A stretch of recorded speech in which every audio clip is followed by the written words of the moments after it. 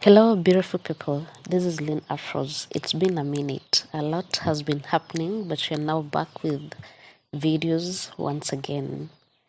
There is the dream and there's the reality. The vision is always unrealistic, almost impeccable, perfect, so to say. It takes faith, hoping in things unseen, planning and wishing for the best. There's power in starting small, they say. So you put your right leg in, then you put your left leg in, feel the waters at first, withdraw if you must, or continue if the conditions are favorable. That's the rule. It's unwritten, or is it written? What they don't tell you is that shit may hit the fan when you finally decided to put both feet in. There's no guarantee of a smooth elevation. This is life. It's been 3 years since we first made the move to the village, and living off-grid has its perks, of which we've been generously beneficiaries.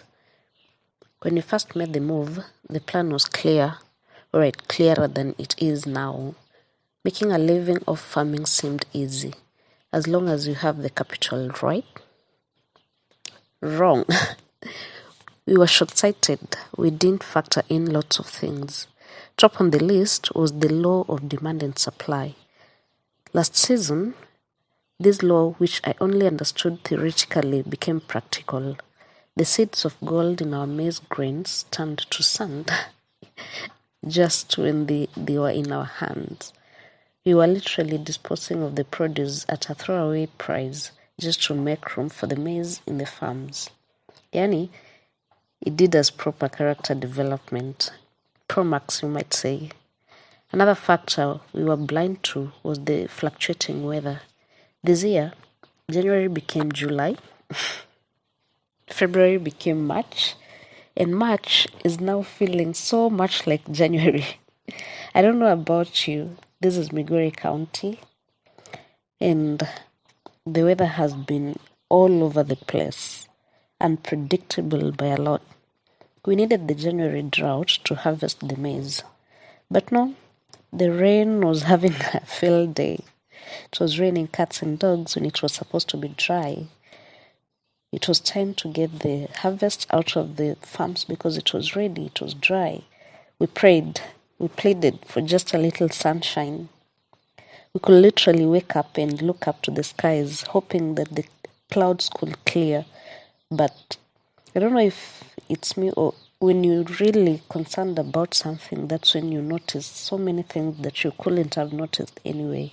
If we didn't need the sun, we couldn't even have minded about the rainy season in January. But then you could look up to the skies and all you could see are dark clouds dancing and mocking you as they filled the sky. And so the rain didn't come, the sun rather didn't come,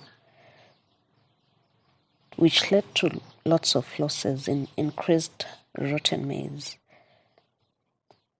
In February, we needed the sun, finally. Once again, when you prepare the land or you till it, the land needs to be dry because we use tractors. And if the land is not dry and if the land is waterlogged, then the tractor has a hard time tilling the land because it's now going to get stuck all the time and nobody wants to make losses because he has to repair lots of things that might break during the season. So as the rain persisted, we had to look for alternative ways. So we purchased Roundup, the chemicals we used to clear the land because it was already laced after all. We were so ready for March to finally plant and get done with it.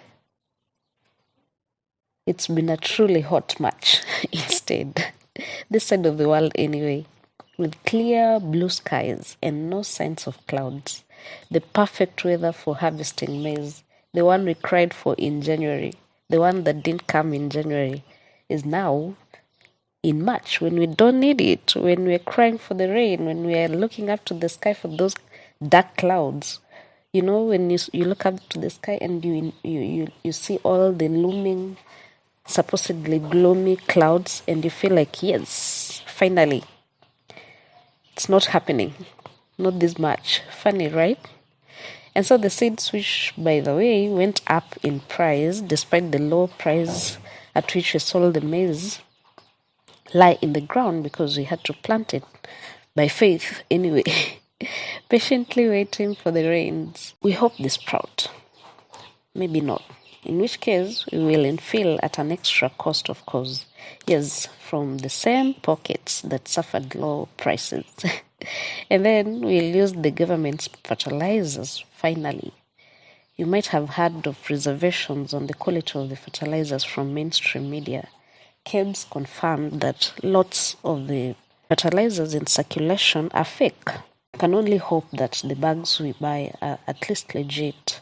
And now we embrace the climate change and hope that the weather fluctuations continue. Because if the trend of heavy rains in April and May continues this year, then we will only hope for a miracle for our young crops to persist in holding on to the ground and not to give up on us in the face of heavy rains. Only April will now present March symptoms and may become the new April. This could be just perfect. As you enjoy your plate of hot garlic, you might want to spare a minute and whisper prayer for the farmer. Farm to table is no easy road. It's filled with uncertainties that many will shy off from. One of these days, I'll tell you a story of how profitable maize farming can be. But I guess so many people have already shared that story. I present to you the plight of the farmer today. Adios.